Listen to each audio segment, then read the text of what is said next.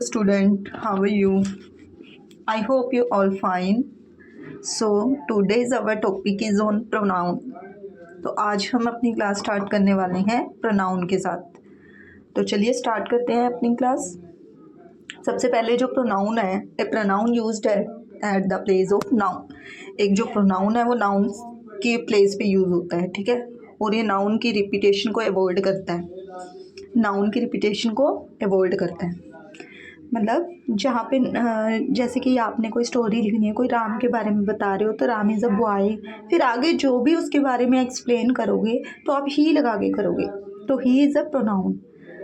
For example, Ram had Priya do the work, do the work. अब यहाँ पे देखो, अब हम यहाँ पे राम के प्लेस पर हम ही लगा सकते हैं, प्रिया के प्लेस पर हम शी का यूज़ कर सकते हैं, और द वर्क के प्लेस पर हम इट का यूज़ कर सकते हैं। That clear? The लोयन fought bravely. अब यहाँ पे द लोयन है। अब द लोयन एक एनिमल है, तो एनिमल के लिए हम इट का यूज़ करते हैं।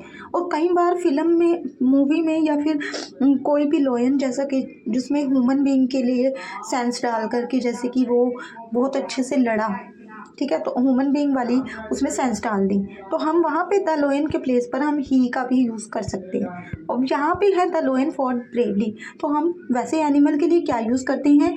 इट का यूज़ करते हैं। क्या यूज़ करते हैं? इट। नेक्स्ट है the students tried his best to reach on time. अब यहाँ पे स्टूडेंट के लिए प्लेस पर हम क्या यूज़ करेंगे? स्टूडेंट के प्लेस पर हमें जेंडर नहीं पता, ना हमें पता है कि मेल है या फीमेल है, तो हम यहाँ पर मेल को प्रेफरेंस देंगे, तो हम यहाँ पर यूज़ करेंगे ही का। किसका यूज़ करेंगे? स्टूडेंट के प्लेस पर ही का यूज़ करेंगे। नेक्स्ट है, अब इट का प्लूरल क्या होता है? दे। इट के प्लूरल के लिए हम दे का यूज़ करते हैं, और ही के प्लूरल के लिए भी हम दे का, और शी के प्लूरल के लिए भी हम दे का ही यूज़ करते हैं। अब देखो, इन एग्जाम्पल है, India is proud of its wealth. अब यहाँ पे इंडिया के बारे में बता रहे हैं, तो अब इसके लिए हमने जो इट्स यूज़ किया है, ये हमने इंडिया के लिए यूज़ किया है। अगर हम कोई कंट्री का नेम है तो उसके लिए हम इट्स का यूज़ करेंगे, प्रोनाउन का, ठीक है। नेक्स्ट है, जैसे कि India is a proud of her wealth. अब यहाँ पे इंडिया को एज अ हमने मदरलैंड यूज़ किया है। अगर आपने, तो मदरलैंड मतलब फीमेल वाली सेंस होगी, तो हम वहाँ पे हर का भी यूज़ करते हैं। अगर हम अपने कंट्री को मदरलैंड एज अ यूज़ कर रहे हैं, तो वहाँ पर हम उसके प्रोनाउन के लिए हर का भी यूज़ कर सकते हैं। नेक्स्ट है द बेबी क्राइड लाउडली। अब देखो, मैंने बताया था कि अगर कोई एनिमल हो या फिर मतलब कि कोई मेल फीमेल हो, उसके लिए हम ही शी का यूज़ करते हैं। और अगर किसी का जेंडर ना पता हो, मेल है या फीमेल, तो हम मेल वाला यूज़ करते हैं। अब यहाँ पे हमें क्या दिया है? हमें दिया है द बेबी क्राइड लाउडली। अब हमें नहीं पता वो मेल है या फीमेल, लेकिन फिर भी हम छोटे बच्चों के लिए इट का यूज़ करते हैं। छोटे बच्चों के लिए इट का यूज़ होता है प्रोनाउन का, ना ही ना शी, ठीक है। नेक्स्ट है द चाइल्ड लुक्ड अफ्रेड। अब चाइल्ड है यहाँ पे क्या है? चाइल्ड। अब यहाँ पे बच्चा है, वो भी छोटा बच्चा ही है, ना हमें मेल का पता है ना फीमेल, तो हम यहाँ भी इट का ही यूज़ करेंगे। बड़ों के लिए ही शी का यूज़ करते हैं, लेकिन छोटे बच्चों के लिए हम इट का ही यूज़ करेंगे। नेक्स्ट है the teacher was busy in the project. अब यहाँ पे टीचर का भी हमें मेल फीमेल जेंडर नहीं पता, तो हम यहाँ पे ही को प्रेफरेंस देंगे। हाँ, यहाँ पे हम ही का यूज़ करेंगे। अब टाइप्स ऑफ प्रोनाउन, इट। अब देखो, यहाँ पे हमें कई बार क्वेश्चन आ जाते हैं कि पर्सनल प्रोनाउन है या इम्पर्सनल प्रोनाउन है। अब यहाँ पे देखो, इट के बारे में बता रही हूँ कि पर्सनल है या इम्पर्सनल। अब देखो, अगर हम इट को एज अ सब्जेक्ट या ऑब्जेक्ट यूज़ कर रहे हैं, तो वो पर्सनल होगा। तो क्या होगा? Personal pronoun. अगर वो सब्जेक्ट या ऑब्जेक्ट की तरह काम नहीं कर रहा, तो वो इम्पर्सनल होगा। फॉर एग्जाम्पल, देखो यहाँ इट किल्ड द बॉय। अब यहाँ पे इट किल्ड द बॉय मतलब लोयन किल्ड द बॉय लिखा था, तो उसके लोयन के लिए मैंने इट यूज़ किया है। तो इट किल्ड द बॉय मतलब इट क्या है? सब्जेक्ट। इट क्या है? सब्जेक्ट का काम कर रहा है। तो यहाँ पे ये इट जो है वो पर्सनल है, ठीक है। और अगर ये नेक्स्ट एग्जांपल है, it is I who helped हर। अब यहाँ पे इट जो है ना, ये सब्जेक्ट का काम नहीं कर रहा, काम कर रहा है आई सब्जेक्ट है यहाँ पे, और नेक्स्ट सेंटेंस में भी it is Ram who helped हर। अब यहाँ पे राम काम कर रहा है तो राम सब्जेक्ट है ना कि इट, तो यहाँ इट जो है सब्जेक्ट का काम नहीं कर रहा, तो ये हो गया इम्पर्सनल प्रोनाउन। क्या हो गया? Impersonal pronoun. नेक्स्ट है पोजेसिव प्रोनाउन। क्या होते हैं? पोजेसिव प्रोनाउन होते हैं जो हमारे राइट को बताते हैं, अपने अधिकार को। ठीक है, जैसे ये चीज़ मेरी है, this is mine, yours, yours, ours, hers.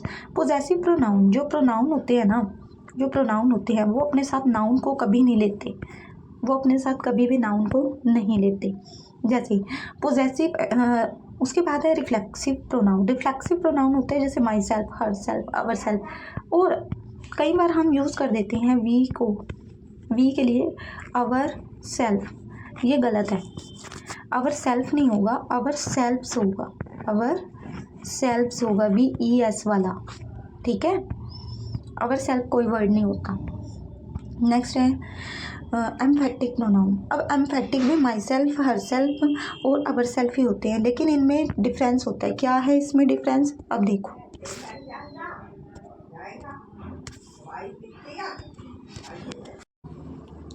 Relative pronoun. अब रिलेटिव प्रोनाउन क्या होते हैं? जो रिलेशन बताते हैं, जैसे who, whose, whom, which and that.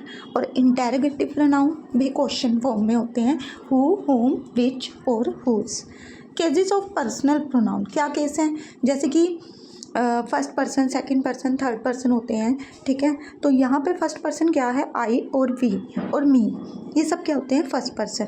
अब देखो यहाँ पे दिया है आई का ऑब्जेक्टिव केस होता है मी, और वी का ऑब्जेक्टिव केस होता है अस, और यू का यू ही रहता है, ही को हिम में, शी को हर में, इट को इट में ही, और दे को हम दैम में चेंज करते हैं। ठीक है, दे का ऑब्जेक्टिव केस है दैम। उसके बाद है इसमें पोजेसिव एडजेक्टिव है और पोजेसिव प्रोनाउन है। अब इसमें क्या डिफरेंस है? पोजेसिव एडजेक्टिव माई हो गया, my, our, your, his, her, its और देयर, ये सब होते हैं पोजेसिव एडजेक्टिव। अब यहाँ पे पोजेसिव प्रोनाउन होते हैं माइन, आवर्स, यूअर्स, देयर्स। अब इसमें क्या डिफरेंस है? देखो,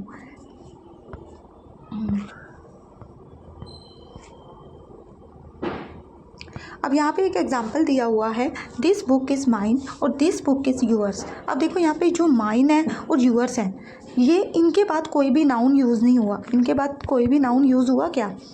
ठीक है, नाउन यूज़ नहीं हुआ, तो मतलब ये जो है ना, ये प्रोनाउन है।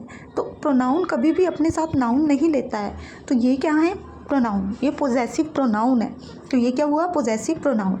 उसके बाद है this is my book, this is my book. अब यहाँ पे माई के साथ बुक एक नाउन है, तो यहाँ पे माई जो है ना वो पोजेसिव एडजेक्टिव माना जाएगा। पोजेसिव एडजेक्टिव, वो था पोजेसिव प्रोनाउन, और ये है पोजेसिव एडजेक्टिव। एडजेक्टिव अपने साथ हमेशा एक नाउन लेता है, लेकिन पोजेसिव प्रोनाउन हम कभी भी अपने साथ नाउन को नहीं लेता। नेक्स्ट है यूज़ ऑफ प्रोनाउन। अब क्या क्या एरर पूछे जाते हैं इनके क्वेश्चन के फॉर्म में? देखो, एंड और कंजक्शन से जब भी हम किसी सेंटेंस को जोड़ते हैं, किसी वर्ड को जोड़ते हैं, तो सब्जेक्ट टू सब्जेक्ट जुड़ता है, और ऑब्जेक्ट का ऑब्जेक्ट से कंजक्शन कनेक्ट करती है। ठीक है, एंड और कंजक्शन। देखो अब यहाँ पे क्या दिया हुआ है? These books are for you and I, these books are for you and I. अब यहाँ पे फॉर क्या है? एक प्रपोजिशन है। प्रपोजिशन के बाद याद रखना कि हमेशा ऑब्जेक्टिव केस यूज़ होता है, प्रपोजिशन के बाद हमेशा ऑब्जेक्टिव केस यूज़ होता है। अब आप कंफ्यूज हो जाओगे कि ये यू जो है ऑब्जेक्ट है, ये सब्जेक्ट। अब यहाँ पे देखो, आपने पहचानना है कि यहाँ इससे पहले दी हुई है, यहाँ इससे पहले दी हुई है प्रपोजिशन, तो प्रपोजिशन के बाद क्या यूज़ होता है? Objective case. और यू तो ऑब्जेक्टिव और सब्जेक्टिव दोनों सेम होते हैं, और एंड के बाद भी क्या यूज़ होना चाहिए? Objective case. तो यहाँ पे हम आई ना यूज़ करके मी का यूज़ करेंगे, मतलब यू का कंपैरिजन किससे करेंगे? आई से। तो एंड किसको जोड़ेगा? दोनों सब्जेक्टिव को या दोनों ऑब्जेक्ट को। अब यहाँ पे ऑब्जेक्ट है यू, तो वहाँ आई भी एंड के बाद वाला आई जो है वो सब्जेक्ट नहीं, मी होगा। Is that clear? नेक्स्ट है you and I will do the work. अब यहाँ पे भी एक कंजक्शन क्या दी हुई है? एंड। ठीक है, और यहाँ पे यू जो है पहले यूज़ हुआ है, सेंटेंस में, तो ये सब्जेक्ट का काम कर रहा है। तो एंड के बाद वाला भी क्या यूज़ होगा, आई, सब्जेक्ट यूज़ होगा। ठीक है, तो यहाँ पे ये सेंटेंस ठीक है। नेक्स्ट है राम और my self will do the work. अब राम और my self will do the work, अब यहाँ पे देखो और कंजक्शन है, तो और से पहले अगर राम सब्जेक्ट है तो और के बाद वाला भी जो वर्ड होगा नाउन, मतलब वो भी सब्जेक्टिव होगा।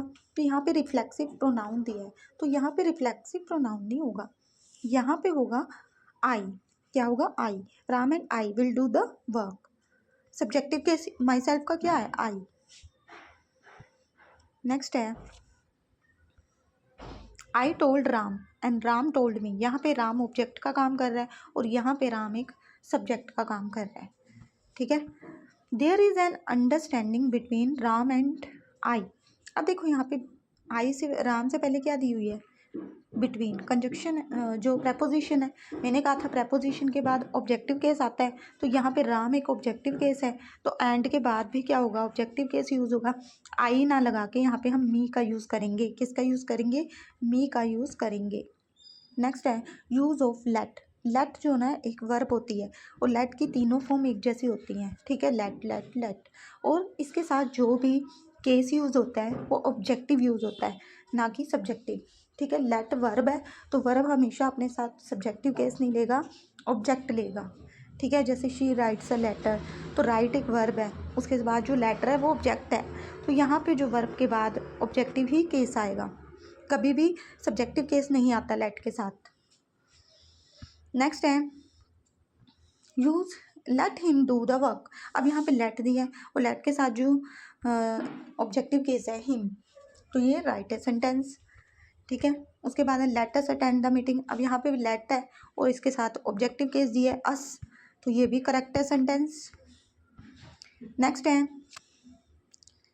The principal order the peon to let Ram and me enter his chamber. देखो अब यहाँ पे क्या दिया है, लेट के बाद राम है, उसके बाद एंड दिया है।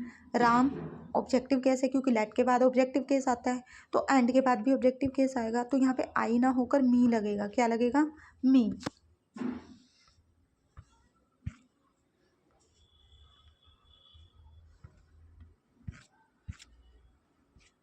तो ये थी आज की हमारी क्लास। ठीक है, सो आई होप आपको समझ आए होंगे। तो कुछ क्वेश्चन और भी लेकर आऊँगी मैं प्रोनाउन के। So thank you all of you.